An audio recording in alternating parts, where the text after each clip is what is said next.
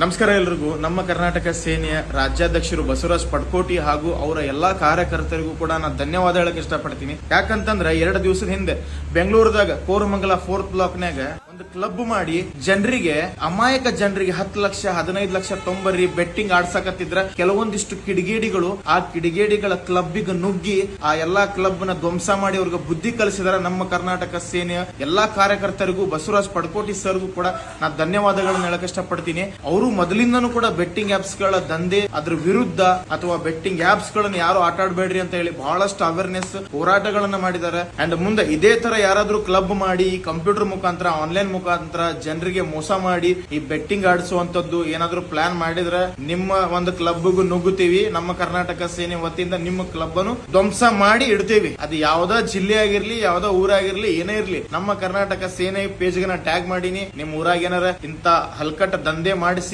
Online ಮುಖಾಂತರ ಆಡ್ಸಕತ್ತಿದ್ರೆ, online offline ಅಲ್ಲ, offline ನೋಡ್ಕೊಳಕ್ ನಮ್ ಕರ್ನಾಟಕದ ಪೊಲೀಸ್ನವ್ರು ಅದಾರ, ಅವ್ರು ನೋಡ್ಕೊಂತಾರೆ. ಅದಕ್ಕೆ ನಮ್ಗೆ ಸಂಬಂಧ ಇಲ್ಲ. ಅವ್ರ ಕಣ್ಣಿಗೆ ಕಂಡ್ರೆ ಪೊಲೀಸರು ಇನ್ಫಾರ್ಮ್ ಮಾಡ್ಕೋರಿ, ಅವ್ರು ನೋಡ್ಕೊಳ್ಳಿ, ನಮ್ಗೆ ಸಂಬಂಧ ಇಲ್ಲ. ಅದ ಓನ್ಲಿ ಆನ್ಲೈನ್. ಯಾಕಪ್ಪ ಅಂತಂದ್ರೆ ಆನ್ಲೈನ್ ಇಂದ ಹಾಳಾಕತ್ತಿದ್ರೆ ಯುವಕರು, ದೊಡ್ಡೋರ್ಗ ಇಸ್ಪೆಟ್ ಆಡಕ್ ಹೋಗ್ಬೇಳೆ, ಹುಚ್ಚು ಮಗನ ಅಂದ್ರೆ ಕೇಳುದಿಲ್ಲ. ಅವ ಸಣ್ಣ ಹುಡುಗ ಪಾಪ, ಅವ್ನ್ ಬುದ್ಧಿ ಇಲ್ಲಾರ್ದ ಬೆಟ್ಟಿಂಗ್ ಆಡಿ ಸಾಯಾಗತ್ತಾನೆ. ಅದಕ್ಕೆ ದಯವಿಟ್ಟು ಆನ್ಲೈನ್ ಮುಖಾಂತರ ಯಾರ ಬೆಟ್ಟಿಂಗ್ ಆಪ್ ಅದು ವೆಬ್ಸೈಟ್ ನಡೆಸಿ ಅವ್ರೇನು ಇದು ಮಾಡಕತ್ತಿರ, ದಯವಿಟ್ಟು ನಮ್ಮ ಕರ್ನಾಟಕ ಸೇನೆಯವ್ರಿಗೆ ತಿಳಿಸ್ರಿ. ಅಂಡ್ ನನಗೂ ಕೂಡ DM ಮಾಡ್ರಿ. ಜೈ ಹಿಂದ್, ಜೈ ಕರ್ನಾಟಕ. ಮತ್ತೆ ನಮ್ಮ ಕರ್ನಾಟಕ ಸೇನೆಯವರಿಗೆ ಜಯವಾಗ್ಲಿ. ಇದೇ ತರ ದೊಡ್ಡ ದೊಡ್ಡ ಹೋರಾಟಗಳನ್ನ ಮಾಡ್ರಿ, ತುಂಬಾ ಜನರಿಗೆ ಅವೇರ್ನೆಸ್ ಮೂಡಿಸ್ರಿ ಅಂತ ನಾ ಕೇಳ್ಕೊಂತೀನಿ. ನಮ್ಮ ಕರ್ನಾಟಕ ಸೇನೆ ಯುವ ಘಟಕ ವತಿಯಿಂದ ಸುರೇಶ್ ಅವರು ಮತ್ತೆ ಎಲ್ಲ ನಮ್ಮ ಪದಾಧಿಕಾರಿಗಳು ನೇತೃತ್ವದಲ್ಲಿ ಇವತ್ತು ಬೆಟ್ಟಿಂಗ್ ಆಪ್ ಕಂಪನಿನ ಮುಕ್ತಿ ಧ್ವಂಸ ಮಾಡಿದ್ದೀವಿ. ಇವತ್ತಿಂದ ಹೇಳ್ತಾ ಇದೀವಿ, ಅದು ಯಾವುದೇ ಬೆಟ್ಟಿಂಗ್ ಆಪ್ ಕಂಪನಿ ಆಗಿರಲಿ, ಮುಂದೆ ನಾವು ಮುಕ್ತೀವಿ, ಹೊಡಿತೀವಿ.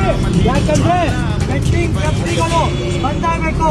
ಇವತ್ತು ನೋಡ್ತಾ ಇದ್ದೀರಾ, ವಿದ್ಯಾರ್ಥಿಗಳು IAS ಆಫೀಸರ್, KS ಆಫೀಸರ್ ಆಗಬೇಕಾಗಿತ್ತು, ಪೊಲಿಟಿಕಲ್ ಪರ್ಸನ್ಸ್ ಆಗಬೇಕಾಗಿತ್ತು.